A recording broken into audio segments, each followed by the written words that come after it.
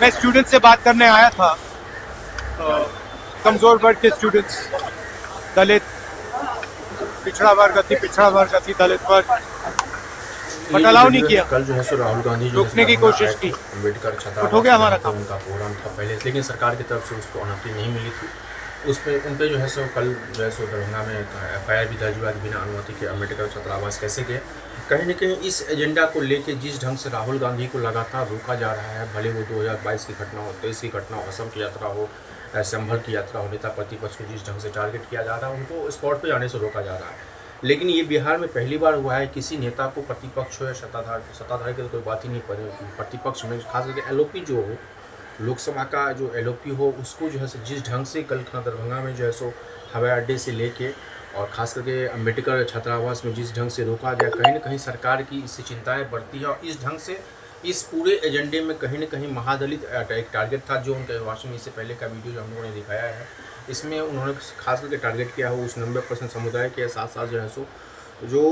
उनकी जो भाषण थी, और साथ में जो इनका पूरा शेड्यूल था कल का, दरभंगा से फिर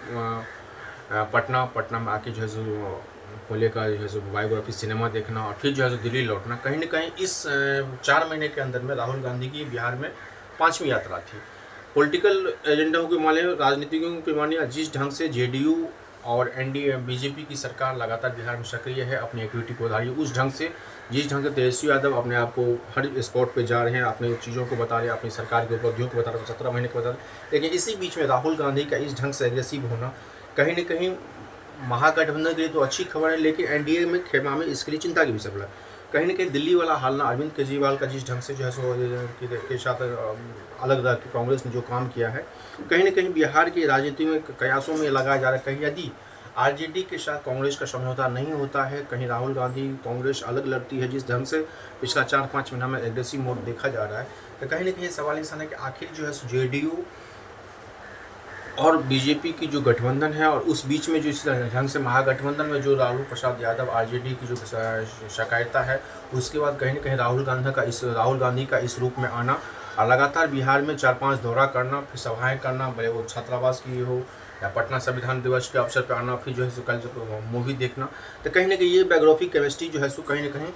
राष्ट्रीय जनतांत्रिक गठबंधन हो या फिर राष्ट्रीय जनता दल हो, इसको नहीं भा रहा है। इसलिए कल लालू प्रसाद यादव के परिवार से या तेजस्वी यादव कोई ने भी राहुल गांधी के इस प्रोग्राम को लेकर ना तो कोई एक्सेप्टेंस था, ना कोई उपलब्धि थी, और ना कुछ जो है उसको देखने को मिला महागठबंधन की तरफ से। लेकिन कहीं ना कहीं ये खेमा, NDA के खेमा में ये चर्चा का विषय है, जिस ढंग से कांग्रेस अपनी ज़मीनी ताकत और जिस ढंग से जो इतिहास रहा है कांग्रेस का, जो महादलित जो पिछले कुछ दिनों से कुछ सालों से JDU में शामिल हो गए, उस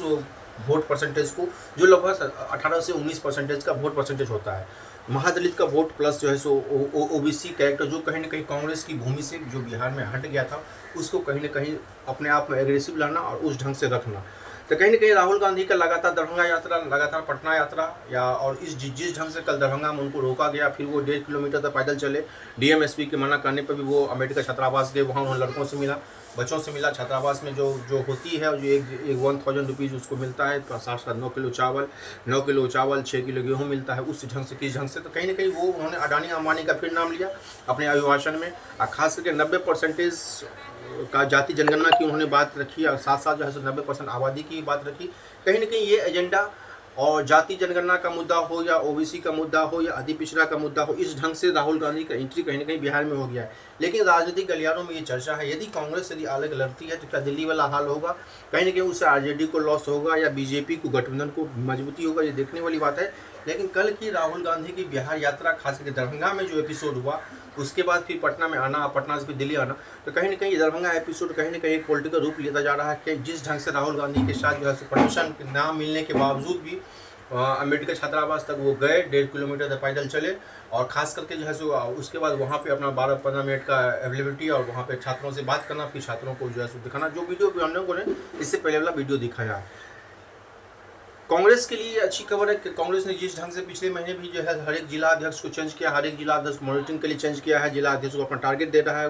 तमाम सारे चीज़ें बिहार में हो रही है, क्योंकि इसी साल बिहार में इलेक्शन है। लेकिन इस ढंग से राहुल गांधी के एग्रेसिव रूम, हर चीज़ में एक्टिव रहना, पटना से लेकर दरभंगा तक एबिलिटी दिखाता है। कहीं ना कहीं इस बार जो राष्ट्रीय जनता दल या RJD का जो खेमा है, कहीं ना कहीं कांग्रेस के साथ क्या गठबंधन रहता है, क्या सीट का खेला जाता है, पप्पू यादव की एबिलिटी खासकर कांग्रेस में, और उसके बाद राहुल गांधी की एबिलिटी कांग्रेस में, कहीं ना कहीं बिहार राजनीतिक से एक अच्छी खबर है कि कांग्रेस की पकड़ जो ग्राउंड लेवल पर जो कहीं ना कहीं समाप्त हो गई थी, वो कहीं ना कहीं बरकरार है, देखने वाली बात है। लेकिन आज से पहले बिहार में खास करके भले संभल हो या असम हो या मणिपुर हो, बहुत सारी चीज़ों में देखा गया कि राहुल गांधी को रोका गया, भले उस संभल की घटना में जिस ढंग से जो है सो उनको रोका गया, उसके बाद जो है सो नहीं जाने दिया गया। फिर कल जो है दरभंगा वाली घटना, तो कहने के नेता प्रतिपक्ष को रोकना क्या सरकार के लिए पॉजिटिव नोट है? भले उस पर फिर गिरिराज सिंह का ट्वीट आता है कि ये जिहाद मीटिंग है। सवाल ये है कि जिहाद मीटिंग हो या कोई भी नेता प्रतिपक्ष हो, कोई भी सरकार के बंदे हो, उनकी इच्छा है किसी भी छात्रावास में जाना, किसी भी दिखाना।